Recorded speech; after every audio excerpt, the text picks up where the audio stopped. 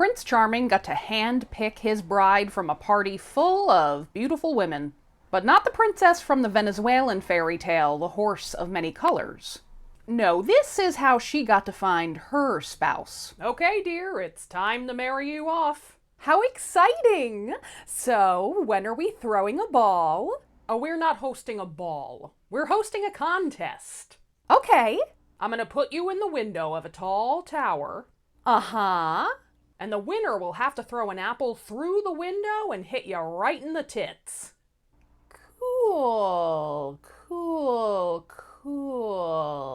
Can I wear some kind of armor, at least? If we do that, how will we know if they hit your boobies? I think I'll be able to tell. Fucked up fairy tales with Liz.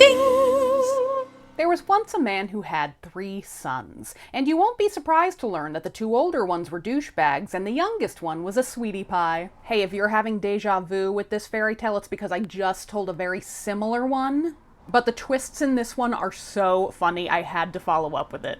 The family's wheat field was being mysteriously devoured every night. So Dad sent each older boy out for an overnight watch to see what kind of creature was having the midnight munchies. But the 2 older sons fell asleep on the job. The youngest son, who no one in this family would give a fucking chance, asked if he could try. For his shift, the boy stuck straight pins in his hammock. That way, if he fell asleep, he'd roll over and prick himself awake. Hello! This worked, so he heard the hungry creature approach in the wee hours of the morning. He lassoed the thing and was surprised to catch a small, multicolored horse. Don't hurt me. I can be a wonderful friend to you if you spare my life. Why should I believe that? Are you seeing me? Do you get a lot of rainbow horses around these parts? Good point. Do you promise to stop eating my family's crops? If you spare my life, I'll not only promise you that, but I will be there for you when you most need me. Take this magic wand and use it to call me for assistance. But don't go showing it off, all right? Now that the family had wheat to harvest, the dad began sending the boys out to sell the grain. Naturally, the 2 older boys fucked it up with their douchebaggery, and all because they refused to help an old lady that they met along the way. Excuse me, son. Could you help me fill my jar with water from this stream? Do it yourself, bitch. Interesting choice. Tell me, son, what are you selling at the market today? Horse shit. Now mind your business. Horse shit, you say? Then horse shit it will be. Yeah, when the older son showed up for market, it turned out he didn't have wheat in his bags, he had manure. And it worked out for the second son very similarly. Son, won't you help an old woman retrieve water from this stream? I sure won't. I hoped you'd say that. What are you off to sell today, my boy? Rocks. So go kick some. May you have a very rocky transaction. Yep, the middle son only had stones to show for his douchebaggery. But the youngest son was kind and helpful and honest, and the only one to bring home a profit from wheat that day. Now, the 2 older boys were sick of everything going terribly for them, but instead of changing their ways, they decided to change venues. They packed up to head out of Dodge, and the youngest tried to tag along with them. But the younger boys took advantage of his eagerness. They said, "Sure, we'll bring you along, if you give us your lunch." And so the youngest handed over his lunch. And then the guys said, "Sure, we'll bring you along, if you let us pluck out your eyes." And the youngest son let them do it. Apparently he wasn't aware that, no, you may not blind me is a perfectly acceptable boundary to establish. Especially when A, your best friend is a magical horse, and B, it's been established very clearly that your older brothers are just going to be shitheads and leave you behind anyway, which is just what they did. Luckily for this perpetually lucky young man, as he was lying against a tree, lonely and eyeless, 3 witches rested in the branches of the tree to rest from their midnight flight, and they had some very relevant gossip. Ladies, the world really is going to shit, isn't it? You said it, Lupe. Brothers turning against brothers?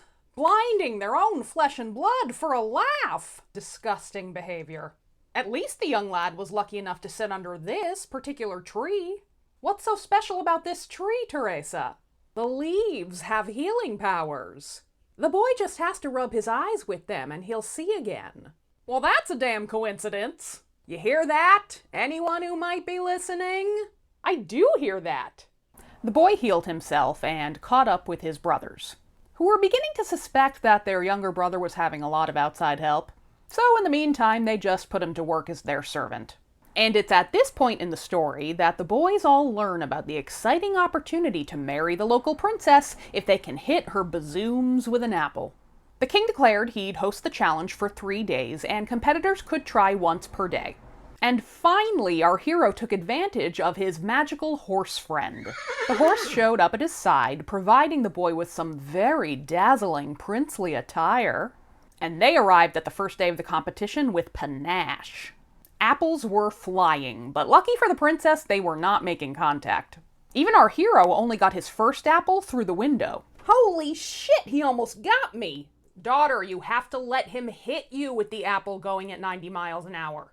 The second night, our hero, in even more bejeweled clothing, managed to graze the princess' cheek. I hate this! I hate this! I demand boob armor! Boob armor? Boob armor is not a thing.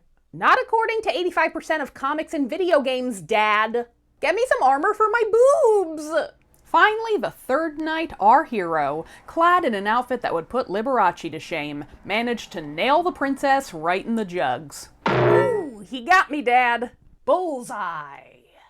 The sparkly prince and his prisma-colored horse were revealed to be none other than the youngest son of the wheat farmer. The princess was happy with the match, so I'm glad it all worked out for her. And the youngest son forgave his brothers on the condition that they bring their father to live with him at the palace. As for the rainbow horse, having repaid the debt on his life, he vanished. And I hope he's doing well. Thanks for joining me for another great fairy tale celebrating Hispanic Heritage Month. This is at least the third version of this Princess on the Glass Mountain fairy tale that I've shared. What's been your favorite? Do you know one I haven't shared yet? Fucked up fairy tales with Liz. Fucked up fairy tales with Liz.